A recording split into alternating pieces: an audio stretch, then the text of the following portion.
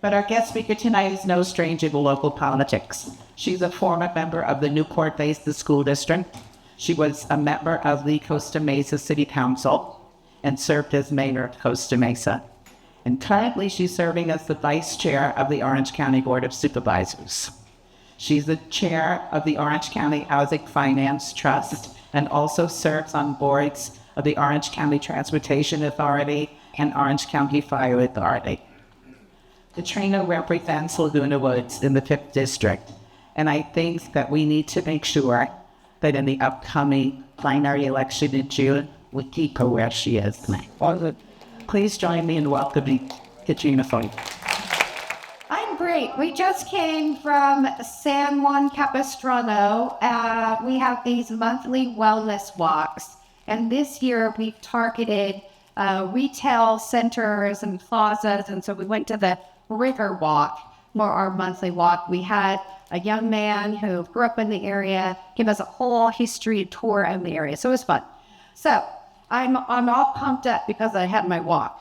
But I'm Katrina, I'm the county supervisor. I represent the fabulous 5th District. Welcome to the 5th District. It covers Costa Mesa, where I live, where I was a school board member, city council member, first directly elected mayor, all the way down to San Clemente, and of course includes the wonderful community of Laguna Woods. And I want to give a shout out to your city council member, Pearl. Thank you for being here tonight. This has been a week, right? It's been a week. And before I get to my prepared PowerPoint and comments, I want to just address, what's happened this week, just from the county perspective, right? So this week, well, I'll call it the last 2 weeks, started with, Andrew Doe getting sentenced to 5 years in prison for stealing from vulnerable seniors who were Vietnamese living in Little Saigon. So we started the week out, not good, but at least someone being held accountable, right? And the judge was very clear that at the hearing in August on the restitution, that he was going to make the restitution, the money that he has to pay back to the taxpayers, which was about $10 million, that would be paid by jointly liable, he and his daughter. And for those who don't know, 2 daughters benefited. One bought a home with the money that was supposed to buy food for seniors who were living in Little Saigon. The other got money funneled through an air conditioning company, given to her $100,000, and then she paid his credit cards and his credit tax. And so, the layers of corruption were deep. We started out that way. And then we got the indictments for the co-conspirators. And then suddenly we're having raids, ICE raids in Orange County, and the National Guard coming to our community. I gotta tell you, when I was in Santa Ana coming to work one of the days, and I turned left onto Santa Ana Street from Ross, and I couldn't get through because there were men with machine guns standing there. That was not that comfortable, right? That is not what we want here. That's not America. And so I really appreciated that 10,000 people came out and lined PCH and marched outside Laguna Woods Village and protested to say, this is not what we want. And it was safe in District 5, and it was peaceful. No one got arrested. No one vandalized anything. No one committed any crimes. They just used their voices to say, enough. Enough is enough. And unfortunately, it's not enough yet, right? Thank you for all of you who stood up and all of you who were there in spirit. Thank you. Round of applause for all of you. Yeah, I had events that day. And so I started the day in Went Park because the Democratic Party of Orange County was recognizing myself and my colleagues, Chairman Chafee and Supervisor Sarmiento, for what I thought was, we're just doing our job, right? Then when we got there and we learned that we were the only county in all of the state of California who came out with a resolution opposing cuts to Medicaid, and that's why they were recognizing us, I thought, okay, I guess that's it. But simply, we're just doing our jobs, and we can't be silent when it's about taking money away from people who are living on a fixed income, living in poverty, needing money to take care of their health and their housing and food even, and then giving that money to people who don't really need any money. That is just not America, and it's really it's troubling that we're in this place. So we have to keep activism going. We have to keep up. So that same day, when I traveled from Newport Beach, and let me say, Newport Beach, there were thousands of people lined up from the bridge all the way to the country club, okay? In Newport Beach. And we drove down, I jumped out of the car, said hi to your money, and got back in the car. We drove down through Laguna Beach. Laguna Beach was packed. It was like all the way along recent. I couldn't believe it. And then we drove down to Dana Point. And Dana Point was just filled with thousands of people from Gelson's all the way down to that street, what is called So just amazing turnout. And I had my Flag Day celebration already planned. We've been planning it for a year. And so it happened to be Flag Day, right? So we were there and we were at Baby Beach. The flags were waving, 250 flags. We were also celebrating the Army's birthday. And, it was an emotional day. And people came out and, that's the flag for me. My brother is an Army veteran. He's served our country. I had two grandfathers served our country. And that flag for me represents, opportunity, equality, liberty, freedom. It doesn't represent what we are seeing here in America right now. So keep your voices moving and flying and speaking out, and let's be loud because we've got a ways to go, right? So we have exactly 350 days before the primary. Who's counting? So I'm on the ballot in June of 2026. That may seem like a long time from now, but it's 350 days and count. And the number of days is getting shorter every day. And so we are already engaged in our campaign. And I want to talk to you a little bit about that, and then I want to talk to you about an update on the work that we're doing. Because the work is why I want you to continue to invest in us, to help support us, and to keep us, I say us because I'm talking about our whole team, but me in office. So 350 days from now, it's a 1-against-1 election in the primary for the County Board of Supervisors for District 5. My election is won or lost in June of 26 because I have only one candidate running against me, and that is Diane Dixon, who is a state assembly woman. Yes. So she was recruited by Will Emile, who is now the new GOP chairman, who used to be the mayor of Newport Beach, and she was recruited to run against me. So it's going to be a competitive race. She has money because she's a state assembly woman. She has a way to communicate with everybody because she's a state assembly woman. So I don't take anything for granted. I work harder, but that doesn't mean that we will win unless we are organized and we have the funds. So I hope you'll all join our monthly program. I know many of you have already, and help support our cause because this is the work we're doing. Oh, look at that cute picture you have. Good. Yes. Okay. So what have we done for you? Well, before I got to the county of Orange as your county supervisor, we didn't have a climate action plan. We didn't have a roadmap for how are we going to be sustainable into the future. We now have a climate action plan. We have a plan to reduce carbon emissions in our county, and we are moving forward right now with what's called the CEQA certification of that plan. And the importance of that is that CEQA certification allows every city in Orange County to piggyback on our plan. So even if they don't have a plan, well, they can use our plan. So really important work we're doing. We have 19,000 employees. We have 3 landfills, 800 building facilities. And so this climate action plan is all about how we manage our own assets. And I can tell you, we've done an inventory of all the carbon emissions in the county and where they're coming from. You think it's cars, right?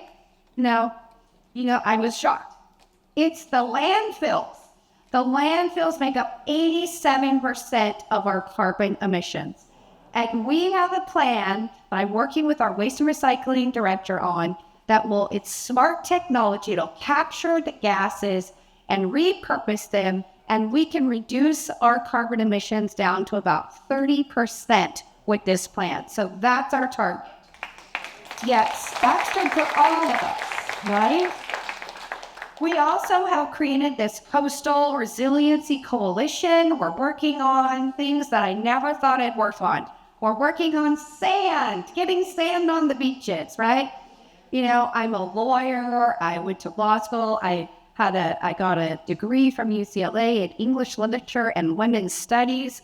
And I've always been interested in policy issues, discrimination, harassment, retaliation. How do we help people who are vulnerable and low income? I never expected to become an expert on sand on the beach. I am. And so I'm bringing the sand. Okay. Additionally, I'm now becoming an expert on spent nuclear fuel and how to move it off the coast at San Onofre onto another site. These are the kinds of issues that we work on in the 5th district. It's so amazing because I don't know about you, but I like learning and I love it when I can solve a problem. And so I'm doing both here at the county. We've hired a coastal resiliency manager because our beaches are a third of our economy for the county. The beaches comprise a third of the economy. Why? People are tourists. They come, they stay in the hotels, they go to the restaurants, the businesses. The beach coastal community is critical to our county economy. And so we now have a coastal resiliency manager at my initiative whose job is to make sure our coast is protected. Sand on the beaches, water quality, sea level rise, all of those things that make up our coastal area. Okay, massive investments in climate resiliency. Alyssa Napori, she's not here tonight, but she's my deputy chief. She and I were able to help secure $500 million from the EPA. $500 million from the EPA for clean investment to get the dirty diesel trucks off the roads and replaced with alternative fuel vehicles. Yes, when I was so excited and there was an article in the paper, well, guess what? Somebody in the White House doesn't like the EPA. So we have some of that money, but we've lost, a lot of it has been clawed back. But we're still optimistic, okay? We've secured $300 million for our coastal rail corridor to protect our rail on the railroad tracks from coastal erosion, from landslides, and we're continuing to work on that. And then let's talk about housing. Housing in Orange County, so hard, right? You can go to the next slide. So housing in Orange County, oh, I guess not. I'm sorry. I can't see that part. But I couldn't get, I see. This is the problem. Okay, so I'm at little insider info. So we have this new way of doing things, and I'm kind of old school. I like to be able to just see what my PowerPoint says and then speak, and The young people want me to do this new way, where my notes say something different than what's up there. So I'm doing my best. Thank you, Robbie. So housing. You know, as somebody who's on the Housing Finance Trust, and as somebody who's actually a mom of two young men in their 20s, I know that housing in Orange County is difficult.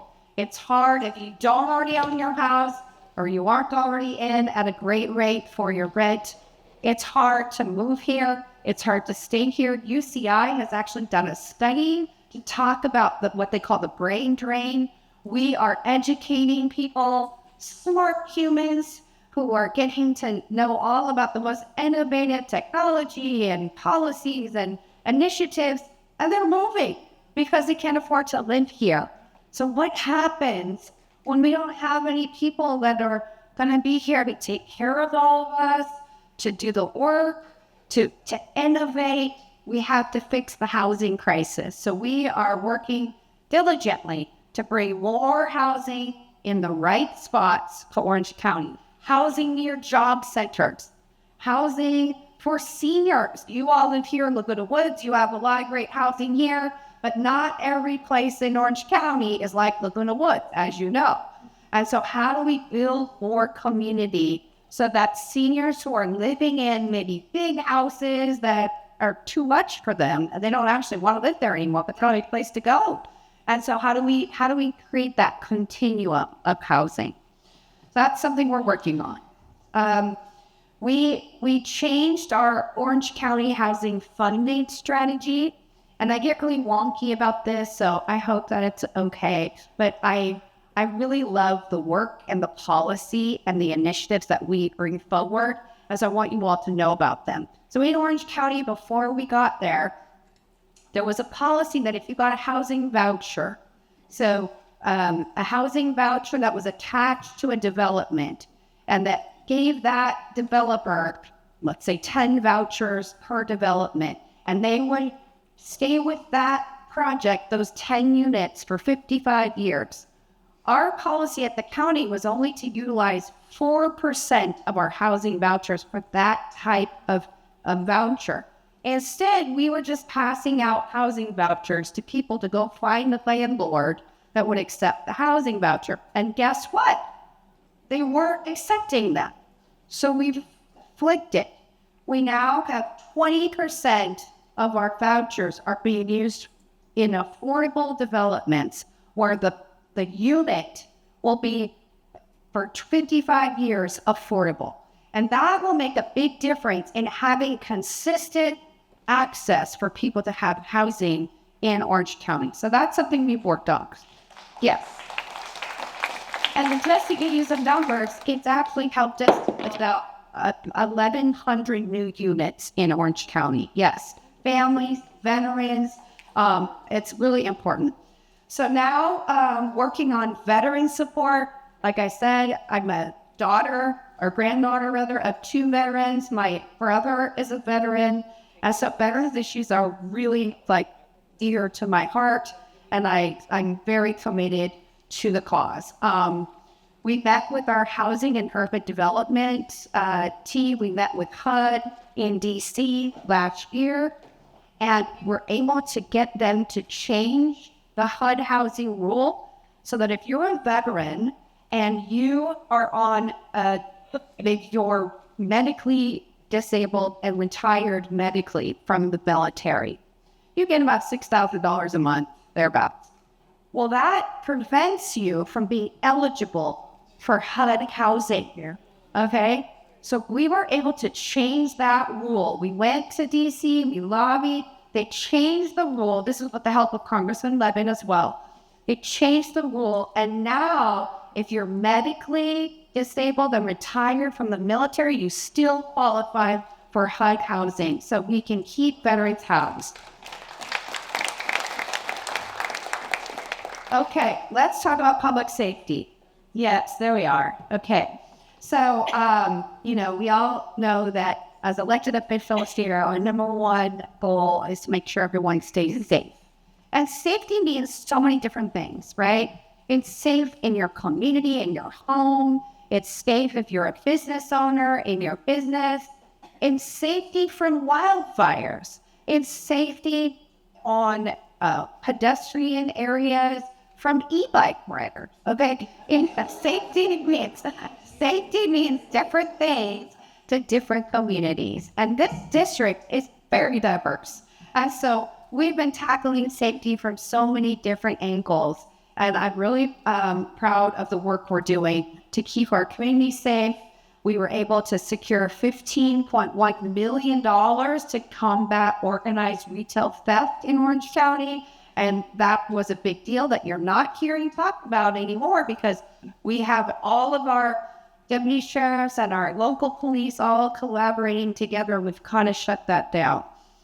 We also worked on our sober living home task force to try to make sure that residential treatment is just that. And it's actually taking care of people. It's not a mill churning people in, getting their insurance, and then kicking them out onto the street when their insurance runs out, and contributing to our people experiencing homelessness.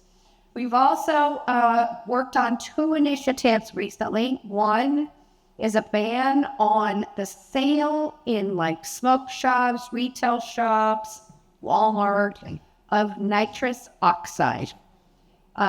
This is becoming a big deal for young people, maybe say high school through maybe even 30. They're selling this nitrous oxide all over in different stores, and they're selling it with a balloon and a nozzle so that you can get high off of the nitrous oxide. And it's very damaging to your brain. It could paralyze you, could cause death. And we have a couple of instances where young people were driving while sucking on nitrous oxide and caused accidents. So this is something where we've worked on. We got a ban in the county unincorporated areas. Santa Ana just banned it. Irvine has it on their agenda, and potentially Laguna Niguel. So working on that. We also recently, I'll skip that. But yes, so these are all things that basically the theme is somebody's always going to try to profit off of your public health and then, destroy your public health. And so we want to try to prevent that wherever we can. Keep our community healthy and safe. Business supports. We talked about anti-corruption when I first talked, so I'm going to skip that. But not that that's not important, but I think we all know where I stand on that. And let's see, business supports. I want to move to the next slide. Oh, it's on there. Sorry. Okay. So we are investing $600 million. Well, we're helping to create an investment of $600 million at Dana Point Harbor. The revitalization of the harbor is a major project for our district, and we're now getting ready to see that the parking structure is open, and it'll come live, I think, in the next couple of weeks. The commercial area is going to be rebuilt. And then on the county side, for the Sailing and Event Center, I'm really excited because we got a $5 million grant from the state of California. We're rebuilding all the docks on that side for all the users, the outriggers, the kids at summer camp, and everything. Those docks were really old, falling apart, splinters and all. So excited about that work. We also have worked with our local restaurants to try to improve our environmental health permitting process, which if you're a local restaurant, you're trying to open up a restaurant and you have to wait 4 to 6 months to get your environmental health permit, that's 4 to 6 months you're not making any money. And so we have narrowed that down. Our goal for our environmental health officers is 21 days. And we're also bringing the health office to you. We're going to be in Dana Point Harbor with pop-ups so that we can get all the new restaurants permitted more efficiently. We're doing this all over the county. Laguna Beach is scheduled for this as well. So the goal is to really just try to reduce the time it takes, reduce the bureaucracy, and get people open for business. So there's that. We also, I'm going to move to economic excellence. Okay, great. We just passed our budget, $10.8 billion budget. Yeah. How many of you knew that Orange County is the 9th largest county economy in America? Yes. Well, Jonathan, of course, didn't come out. Well, that's a 6th population. Yeah, that's. And so we are actually, you've heard the governor talk about this. We are funding the federal government in California and in Orange County. Okay, and so it is very frustrating when they say, oh, we're going to cut this, we're going to cut that, because it's like, this is our money. We're sending it to you, and then you're going to say we can't have it. So we have a $10.8 billion budget. Tax revenue is up for property taxes because the homes in Orange County are selling for so much. And a lot of homes that maybe never sold for decades are now selling. There's a house that sold in Newport for like $115 million, right? So that helps us, right? But at the same time, the other side of that coin is that it's hard to live here because property values are so high, no matter where it is. Anywhere in the county, I think the average home price now is about $1 million, right? And so we have a balanced budget. We have AAA rating from our rating agencies regarding our bonds. We have reserves set aside for capital improvements, for projects in the future. And by the way, the 7-year capital improvement project fund for District 5, it's about $1 billion, and it accounts for about 54% of the capital improvement budget for the county. So we have significant investments that are coming here into District 5, but we also have money that we're setting aside into all these reserve accounts for a rainy day and for the future. So we are well established in terms of our financial health.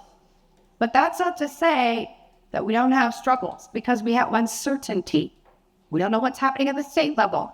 State budget is uncertain. 88% of the county budget comes from the state or federal government. 88%.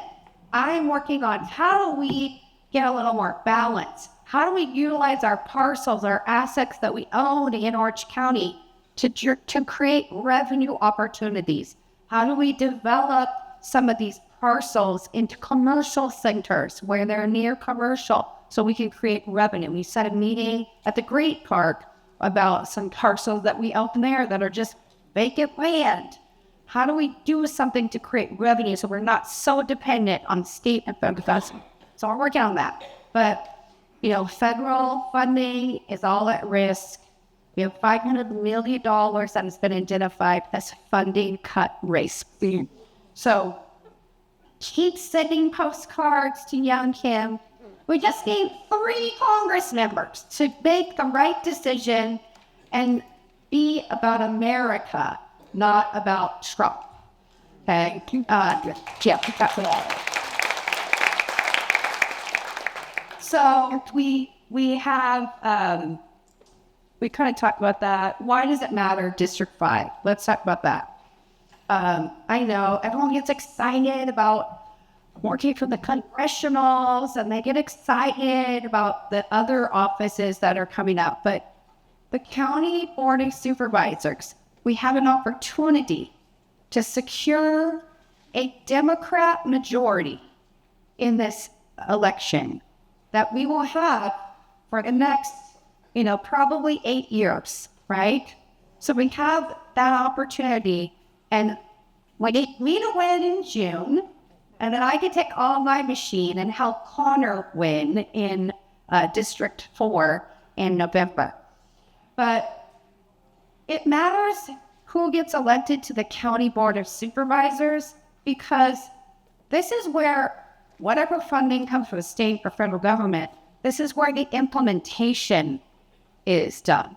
This is where we decide whether or not we will have healthcare clinics for our most vulnerable in our community.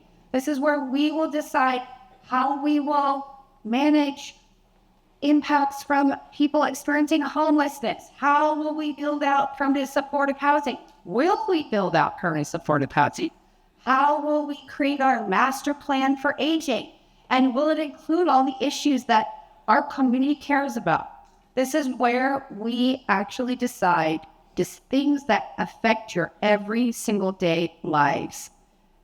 Transportation, airports, harbors, beaches, the court system.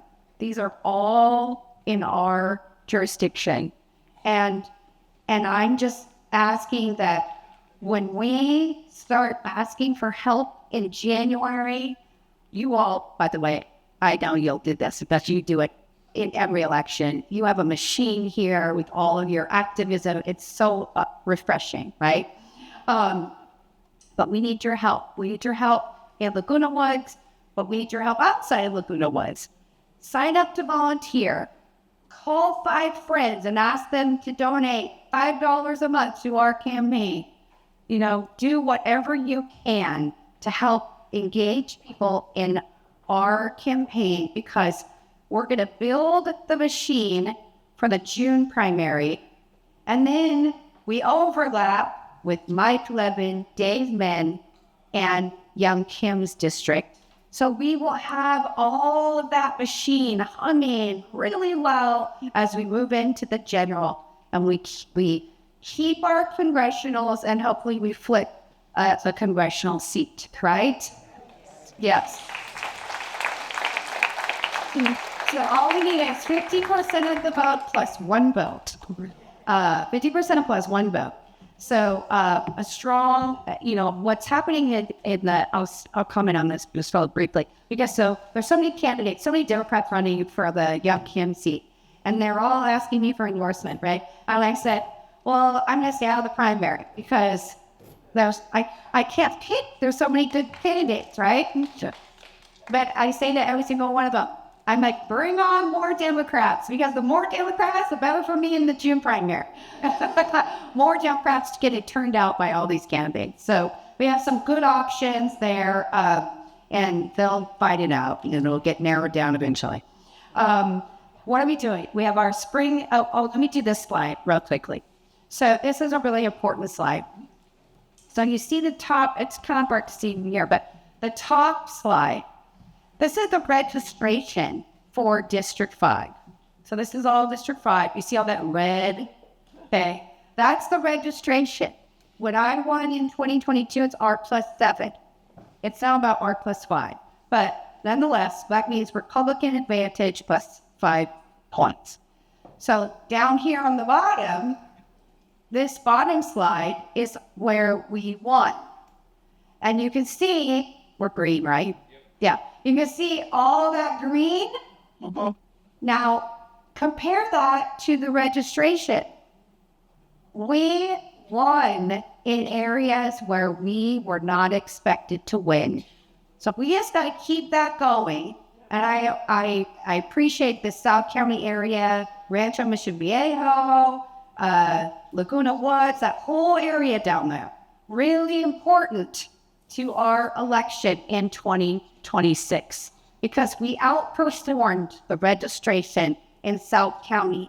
And you might not remember this, but the Board of Supervisors made this map, and the majority created this district so I couldn't win it.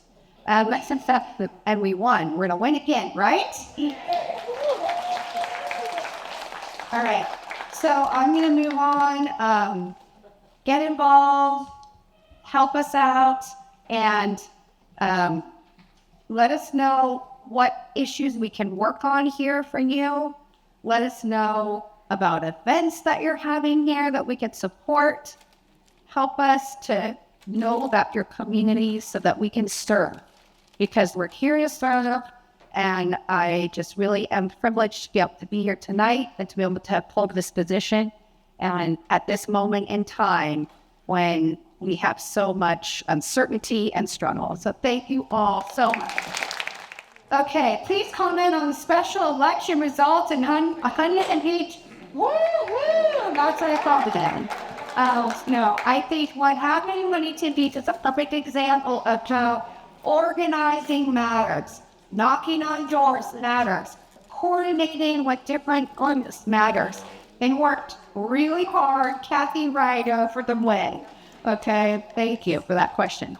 Okay, government policy at all levels encourages home ownership. Do you feel that policy and resources would be better served if it was directed towards renters? You know, it's interesting that you would think that, because really what the policies are encouraging right now is more renters, more apartments. And I actually am concerned about that for the future, because apartments are owned by 1%. And then if we don't build more housing that people can move into and own, we're eliminating the opportunity to have a path to the middle class. And so property, is queen, I like to say. And so we need to create those opportunities for young people to have a path towards the middle class. Okay, does Disney Corporation financial control, do they contribute to the county? Well, they contribute by way of sales tax dollars, for sure, and property taxes, for sure. So yes, they contribute, big time. Okay, what plans do the Board of Supervisors have for its allocation of funds from the state or other avenues of revenue? Well, again, the way the state, not to get too long-winded on this, but the way the state funding comes in is that it's a funded mandate. So state funding comes in and we have to do whatever the mandate is. So as an example, state funding comes in for healthcare services. State funding comes in for social services, eligibility workers to determine whether people are eligible for food assistance. So that state funding comes in. State funding comes in for transportation projects. There's a whole host of things. So we don't have discretion over that. The only thing we have discretion over is how do we implement the program. So, and I hope that answers that question. Okay, can I help you? Sure. So I have a question here. Okay, I have a question here about mental health, Orange County mental health. What are we doing on funding for teen suicide, college suicide, self-mutilation? Yeah, so we have the Mental Health Service Act funding that has been helping us to create preventive programs. We also, some of the programs I talked about, that $500 million in federal cuts that we might see, some of the cuts relate to some of these suicide programs. But we do have nonprofits that we partner with, D.E. Hirsch, Okapica, Orange County Asian American Association. We have those veterans programs. We have different partners that provide services that we fund. What? All right. Now, you mentioned affordable housing and the initiatives that you have. Point in time, count in 2024 was like 7,300 homeless. Does the board think that homeless can be solved, and what are you guys doing? Well, we're doing a lot, I can tell you that. I can't tell you that I think that we can solve homelessness if that means that we will have zero homelessness. We will not be able to get to zero, but we get to what's called net zero, where we are, right now, we have 59 shelters in Orange County, and people are trapped in the shelter because we don't have enough permanent supportive housing or transitional housing.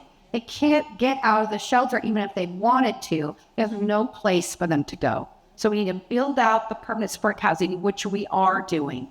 We have about 2,200 more units to build based on the assessment. And then we need to keep building out the continuum.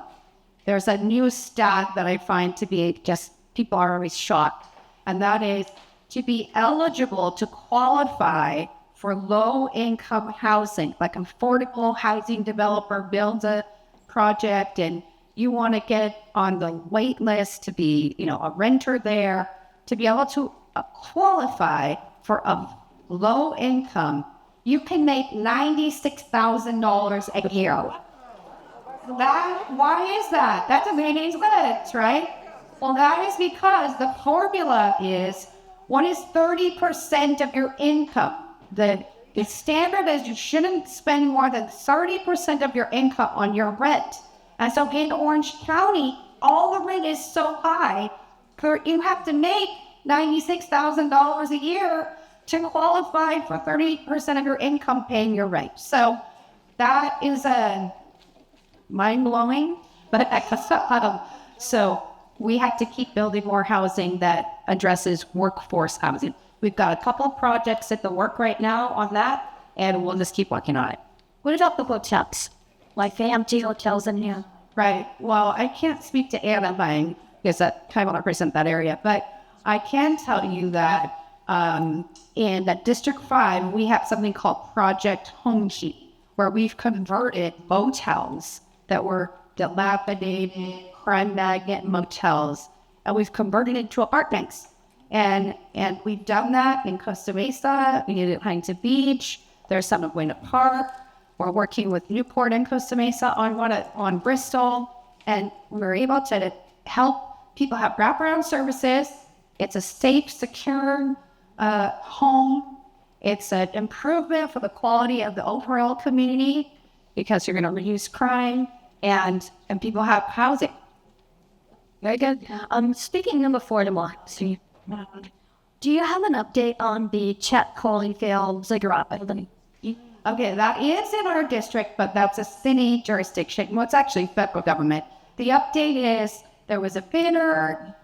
There were two bidders, Hoag Hospital and then an individual. The individual was the winning bid, and I think it was $162 million, and then had a certain deadline to get the money, and they missed the deadline. And then Hoag became the second bidder, and so Hoag was going to take over the property. And then there was a challenge to that. And so then now both bids are off the table and they're starting out. Okay. So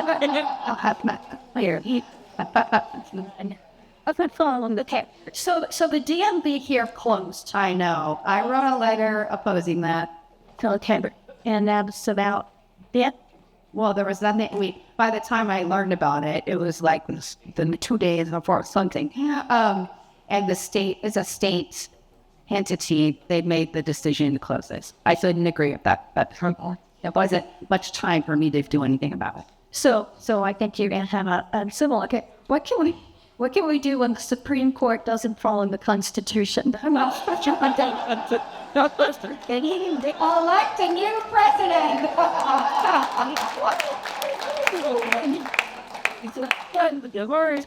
Okay, that's it. Yeah, that's what we've got. All right. Yeah. Okay. Okay. Okay, this is a great idea. I'll look into this. You want me to say it or not? Oh, okay.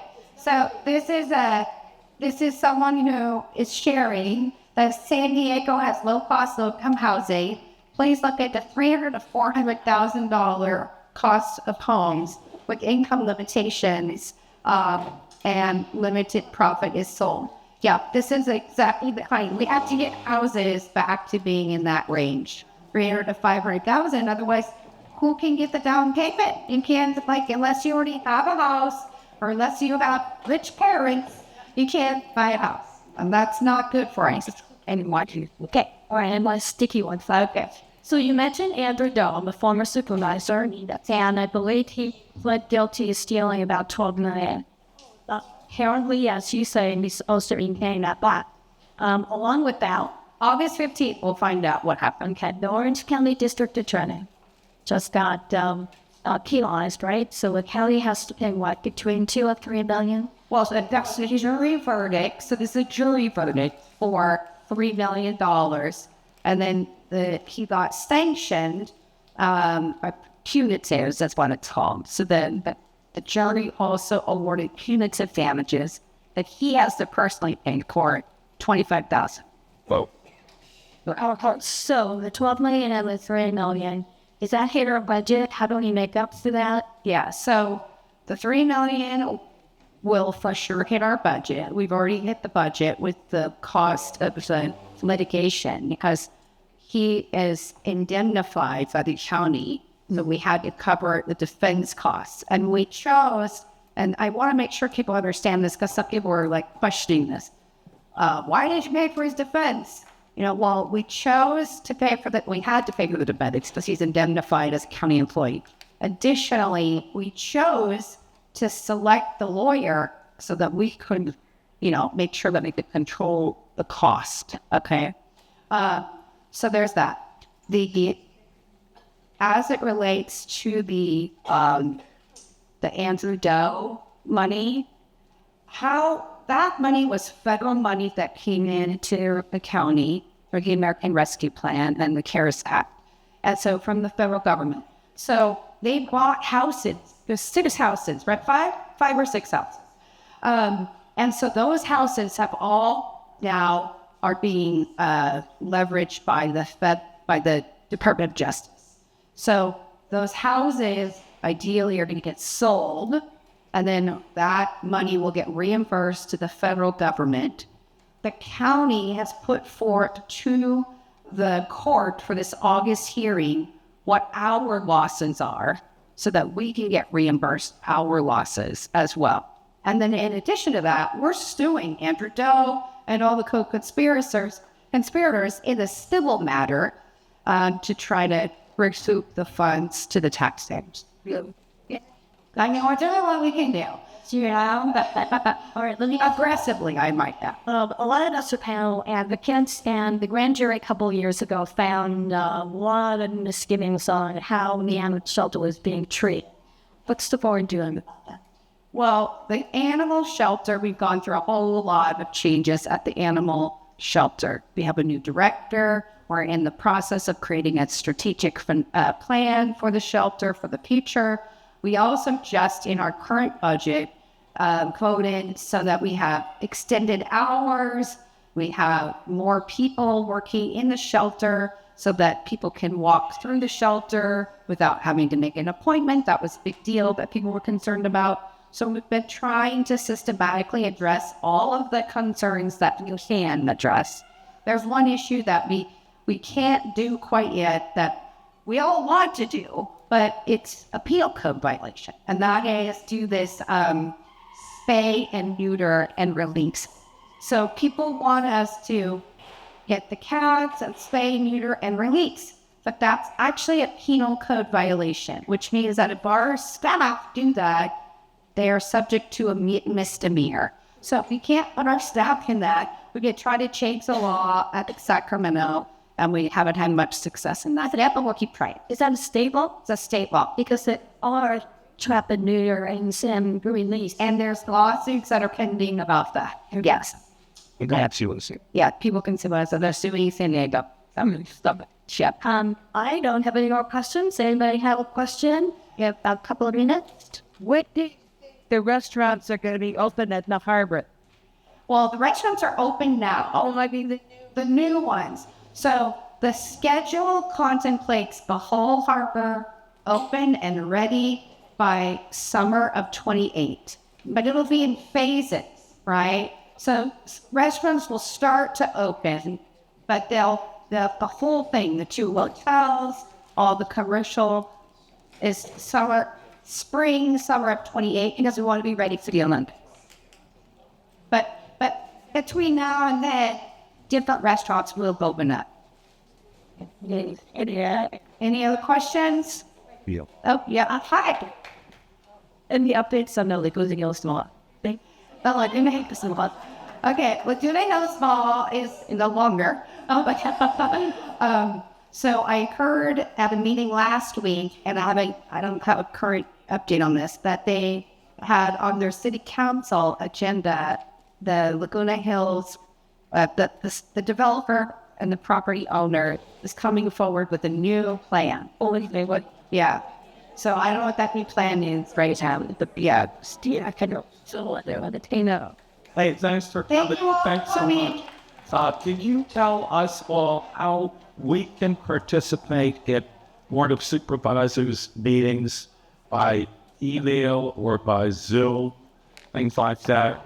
So we don't have Zoom, but you can email the board, and Robbie can send you the email that is the right email. I don't remember what the email address is, and there's a page, but I can send it to you. Or you can email us at katrina.foley@ocdub.com. But we don't have Zoom, unfortunately. Okay, great. And thank you, everyone, for being here. I would just like to mention one more thing if you have a little energy. Please call or write to our Senator Dia. And thank him for putting up with what he put up with. Thanks, everyone. We'll see you next time.